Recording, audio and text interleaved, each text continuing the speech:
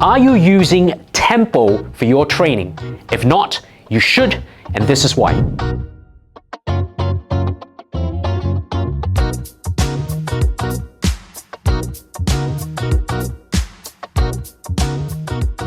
Let's talk about training with tempo. Is tempo really so necessary? Is it so important? When you see a lot of the video clips of bodybuilders training, for example, especially old school bodybuilders, you start to see that they move the weights relatively fast. A lot of them do half reps and they tend to push out the weights with a lot of speed, and yet these guys really grow. Now, what is the use then of slowing the movement of a repetition down? So let's start by understanding what exactly is tempo, which is the speed of every repetition. Within a repetition itself, I can break a movement down into 4 distinct parts. Now, every exercise can be broken down into 4 distinct parts. In this example that I'm giving, I'm performing a bench press, and I'm going to break it down for you so you understand this concept of tempo a little bit better. I start by unloading or unracking the bar. At the top position, I let the bar really slowly down to my chest over a period of 4 seconds. This is what we term the eccentric movement, which is the muscle lengthening movement. So you can really see my chest lengthening as the bar moves down over a period of 4 seconds. So the first number in writing tempo is denoted by 4 seconds. The first number always represents the eccentric or the muscle lengthening part of the movement. At the bottom position, I don't pause. I tend to push the bar straight off. That's what most people do in the gym. So at the bottom of the eccentric movement, you can see the time allocated to holding the bar at the bottom right now is 0 seconds, because the bar comes straight off my chest into the concentric movement, which is muscle shortening. This is where my chest contracts. In this example, my shortening movement where I'm pushing the bar away from myself is denoted as 1 second, because I'm moving the bar quite fast for 1 second until it reaches the top again. At the top position, again, I'm not holding the bar at the top. I typically don't hold the bar and drop it back, and so the number of seconds at the top position is denoted by 0 seconds. Now, from a written perspective, tempo in this example is given as 4010. The first number is the eccentric movement, which is 4 seconds down as I let it down, 0 seconds at the bottom, 1 second for my concentric movement where I'm pushing the bar away from myself, and 0 seconds at the top position. So 4010 for this particular example in the bench press. I'm going to give you another example that might contradict what I've just said, and that is the lat pull down. Why can it be quite confusing when you guys read tempo? Because if I applied the same tempo for the lat pull down of 4010, remember the first number is the eccentric component, muscle lengthening component of the movement itself. Now in the lat pull down, the muscle lengthening of my lats actually begins at the bottom position and not the top position where I'm starting the pull. So to begin this exercise from a tempo perspective, I actually grab the bar and pull it down to my chest. I then start the rep from here, where I'm letting the bar upwards, stretching or lengthening my lats. So a 4010 tempo for the lat pull down will look like this example that I'm actually showing on screen. 4 seconds up with the bar. At the top position, there is no pause, 0 seconds. I pull the bar down for 1 second to my chest, and at the bottom, I don't pause, it goes straight up.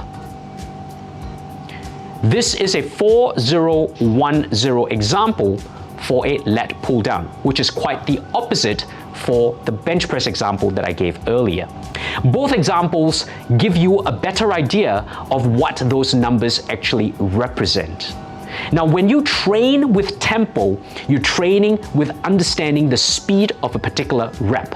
So when I'm telling you, I want you to perform 12 reps at a 4-0-1-0 tempo, that means you're going to create tension on that particular muscle. You know exactly how long it's going to take to perform a rep, and as a result of that, the entire set is also dictated by a number of seconds. This is very important. Why is it so important to actually train with tempo? Now, here are some of the reasons why. The first reason is that tempo actually teaches you strength in all parts of the movement. You see, most people when they go to the gym, they like to control the weights down, which is great, but what happens is they tend to explode the weights really fast. Or when the weights get really heavy, what do you tend to do with the rep?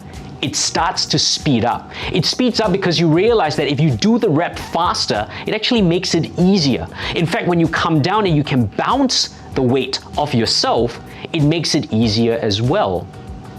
If you actually train with tempo, that means every part of that repetition is being controlled. So when it's controlled, you don't have to rely on momentum or cheating or bouncing to actually move those weights, which means you develop strength in all areas of the movement because you're controlling all areas of the repetition itself. The second point is that tempo is repeatable and is objective. That means if you're performing a rep at 4-0-1-0 as a tempo today, and the next session you're performing the same rep at 4-0-1-0, but the weights have actually increased, you know for a fact, objectively, that you have improved. Whereas if you are just moving a weight, let's say this week you're moving the weight really slowly and controlled, and next week you're kind of throwing the weight around because it's getting too heavy, you're using momentum, even though it's a heavier weight, that does not give me an idea that you've actually improved, because you're using a whole range of other muscles to compensate for lifting that weight. So tempo allows us to be objective in our improvements, and you can repeat those efforts. The more you repeat it and the more you build load on it, the better your improvements will be. The third point to this is that tempo allows you to emphasize different parts of the movement itself. Now remember earlier I said that whenever you read tempo, there are 4 parts to any exercise and any movement. Those 4 parts are broken down into your eccentric movement, how much time you spend after the eccentric movement, the concentric movement, which is muscle contraction, and how much time you spend at the end of the concentric movement. So every exercise can be broken down into 4 distinct parts. Now imagine if you were to allocate a certain amount of time to every single part, that could actually help you to understand things like holding a weight at a particular position, pauses for example. It allows you to spend more time understanding the different contraction types, which is a very effective way of training, as well as it allows you to better the control of the weight itself. Point number 4 is that when you're training with tempo, you are less likely to get injured. If you're not training with tempo, you tend to lift with your ego most of the time. You choose a weight that's perhaps overly heavy for the right form, and you tend to throw that weight around because you're using the rest of your body to lift it. A lot of people do bicep curls in a way where tempo is thrown out of the window, and they're literally using their lower back to swing the bar, like in this example of someone performing a bicep curl. Performing an exercise without tempo can often get you injured. So tempo is a great way to maintain form without injury. And point number 5, tempo allows us to identify a weakness in a repetition. So whichever part of a movement that you are weak in, let's say for example, you are weak in letting the bar down at a particular point, tempo allows you to identify it. Imagine if you are moving the bar really fast, and sometimes you're using momentum to move the bar, you don't realize at which particular point you're actually weak. If, for example, you are pausing at the bottom as a complete pause, and then you are trying to exert strength to move the bar and you cannot move the bar, that tells me that initially you were moving the bar through momentum. But if I use tempo and I teach you to pause at the bottom position, because I'm allocating a certain number of time, a certain amount of time at the bottom position, you realize just how weak you are at that position. And this allows us to identify a weakness.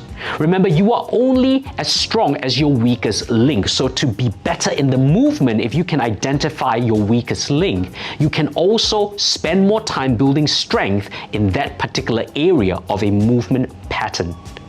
Tempo is critical because it allows you to identify that and it allows you to improve. With these 5 good reasons to utilize tempo, when is it the best time to program tempo in your training? First, when you are a beginner. It means you haven't been exposed to any sort of gym training at all, but you want to establish an understanding of the movement pattern itself. This is a great time to introduce tempo. Or if, let's say, you've been training for some time, but you have never ever used tempo. To me, you are still a beginner in understanding the speed of movement. So for you, this would be a great time to introduce tempo into your training. It will be completely different and will take your training to a different level. Time number 2 is when you are training as an athlete in the off season or the pre-season.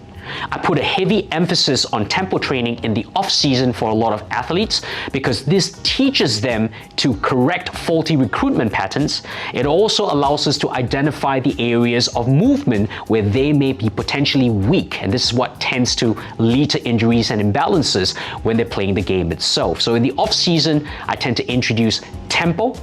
In the pre-season, I can have aspects of tempo training within their gym training itself, but typically when they're moving into the season itself, this is where a lot of their work tends to be a lot more explosive and tempo work is kept to a minimum.